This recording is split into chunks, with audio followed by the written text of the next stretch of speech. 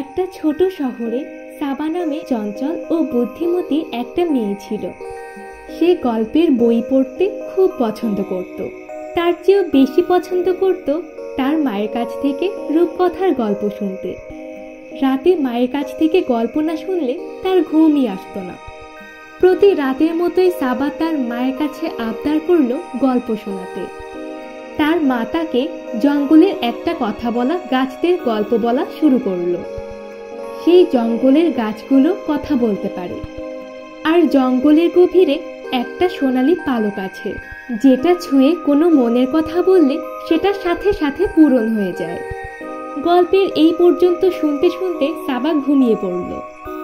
পরের দিন স্কুলের টিচার বাচ্চাদেরকে পড়াচ্ছিলেন যে গাছেদেরও জীবন আছে, তাদেরও অনুভূতি আছে, আঘাত করলে তারাও ব্যথা পায়, কিন্তু তারা চলাফেরা বা কথা বলতে পারে না।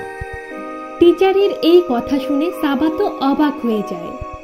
তখন তার মায়ের কাছ থেকে শোনা সেই কথা বলা গাছদের জঙ্গলের গল্পের কথা মনে পড়ে যায়। ক্লাস শেষে সাবা তার বন্ধুদেরও গল্পটা শোনায়। তারা আলোচনা করে গাছরাও যদি কথা বলতে পারত, অথবা অন্যান্য প্রাণীদের মতো তাদের ভালো লাগা ভালোবাসার অনুভূতি যদি প্রকাশ করতে পারত, তাহলে অনেক ভালো হতো। বাসায় এসে সাবা ভাবতে থাকলো, আমাদের বাগানে যে গাছগুলো আছে সেগুলো কি আমাদের পোষা প্রাণী বিড়ালের মতো আমাদের ভালোবাসে, আমাদের কথা শুনতে পায়? গাছের চিন্তায় সে এতটাই মগ্ন ছিল যে তার মায়ের কাছ থেকে আজকে গল্প শোনার আবদারও করল না। গাছদের নিয়ে বিভিন্ন কল্পনা করতে করতে সে ঘুমিয়ে পড়ল, আর ঘুমিয়ে সে স্বপ্ন দেখতে শুরু করলো। কথা বলা জঙ্গলের কথা বলা গাছগুলো আসলেই কি কথা বলতে পারে? সত্যিই কি ওই জঙ্গলে কোনো সোনালী পালক আছে যেটা মানুষের মনের ইচ্ছা পূরণ করে? এই অবিশ্বাস, বিস্ময় এবং ভয় নিয়ে সাবা জঙ্গলের ভেতরে প্রবেশ করে। জঙ্গলে পা রাখার সাথে সাথে সাবার এক অদ্ভুত অনুভূতি হয়। বাতাস কেমন যেন একটু এলোমেলো হয়ে বয়ে যাচ্ছে। নীরব জঙ্গলে পাতার ঝরঝরে শব্দটা অনেক জীবন্ত বলে মনে হচ্ছে।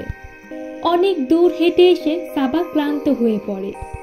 জঙ্গলের ভেতরে এক বড় গাছের নিচে এসে সে বসে পড়ে।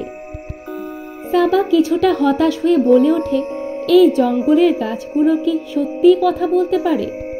তখনই একটা ভারী ও মায়াবী কণ্ঠের স্বর বাতাসের সাথে ভেসে এসে উত্তর দেয়, হ্যাঁ, তবে সবাই এ কথা শুনতে পায় না। প্রচণ্ড ইচ্ছা এবং গাছদের প্রতি ভালোবাসা নিয়ে শুনতে চাইলেই কেবল শোনা যায়।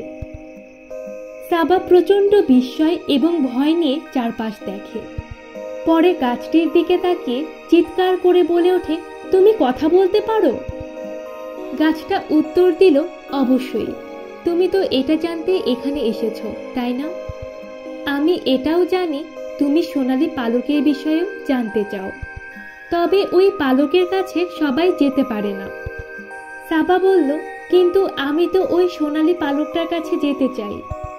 গাছটি উত্তর দিল, সেই জন্য তোমাকে অনেকগুলো কঠিন পরীক্ষা দিতে হবে। পরীক্ষায় সফল হলেই তুমি কেবল সোনালী পালকগুলোর দেখা পাবে। সাবা বলল, আমি প্রস্তুত, যদিও ভয়ে তার গলা কাঁপছিল। গাছটি একটা সরু পথ দেখিয়ে বলল, তাহলে শুরু করো।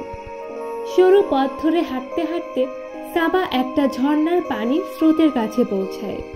সে দেখল স্রোতের মাঝখানে পাথরের উপরে একটা আহত শিয়ালের বাচ্চা কাঁদছে। বাচ্চাটা পানির স্রোত পার হতে পারছিল না। সাবা সেখান থেকে চলে যেতে চাচ্ছিল, কারণ জায়গাটা ছিল অনেক পিচ্ছিল, আর সে তার জুতোটাও ভেজাতে চাচ্ছিল না।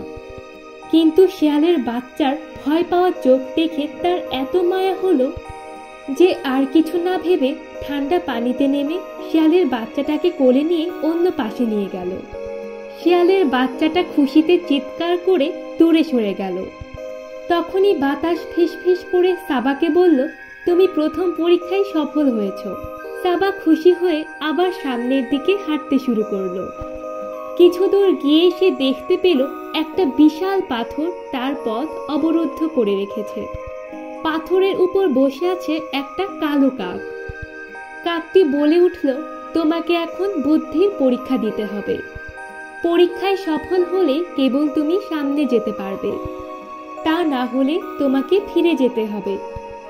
সাবা সাহস নিয়ে বলল, কি পরীক্ষা বলো, আমি প্রস্তুত। কাকটি বলল, আমার জীবন নেই, তবুও আমি বেড়ে উঠি। আমার ফুসফুস নেই, তবুও আমার বাতাস দরকার, আমি কি? সাবা চিন্তায় পড়ে গেল। সে জঙ্গলে যা কিছু দেখেছে সবই ভাবছিল, গাছ, পাথর, পানি। তারপর হঠাৎ করে তার মনে হলো, সে চিৎকার করে বলে উঠল, এটার উত্তর আগুন। কাকটি খুশি হয়ে ডানা ঝাপটে উড়ে গেল। যে পাথরটা পথ আটকে ছিল সেটা বাতাসে মিলে গেল, আর সামনের পথ পরিষ্কার হয়ে গেল।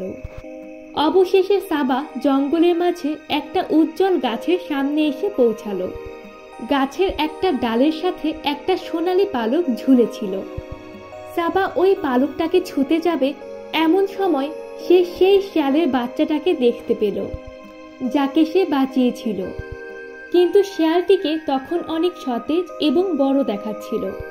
শিয়ালটি বলল, তোমাকে অভিনন্দন, তুমি প্রমাণ করেছ যে তুমি অনেক সাহসী, বুদ্ধিমতী এবং উদার। তুমি এখন এই সোনালী পালকটির কাছে কি চাইবে? সাবা অনেকক্ষণ ধরে ভাবল, ভেবে পালকটিকে ছুঁয়ে বলল, এই জঙ্গলটা সব প্রাণীদের জন্য আনন্দময়, নিরাপদ ও আরো সুন্দর হয়ে উঠুক। সাথে সাথে পালকটি ঝিকমিক আলো হয়ে সারা জঙ্গলে ছড়িয়ে পড়ল। কিছুক্ষণের মধ্যেই জঙ্গলের সব প্রাণীরা সাবাকে ঘিরে উৎসব করতে শুরু করলো। প্রাণীদের আনন্দ দেখে ও তাদের ভালোবাসা পেয়ে সাবা অভিভূত হয়ে গেল, আর সেও সবার সাথে আনন্দ করতে লাগলো। সে ভাবল, সবার জন্য না চেয়ে সে যদি শুধু নিজের জন্য চেত, তাহলে এই ভালোবাসা আনন্দ পেত না। আর ঠিক সেই সময় সাবার ঘুম ভেঙে গেল। আর সে ভাবল, সে যদি সত্যি সত্যি এমন কোনো জঙ্গলে যেতে পারত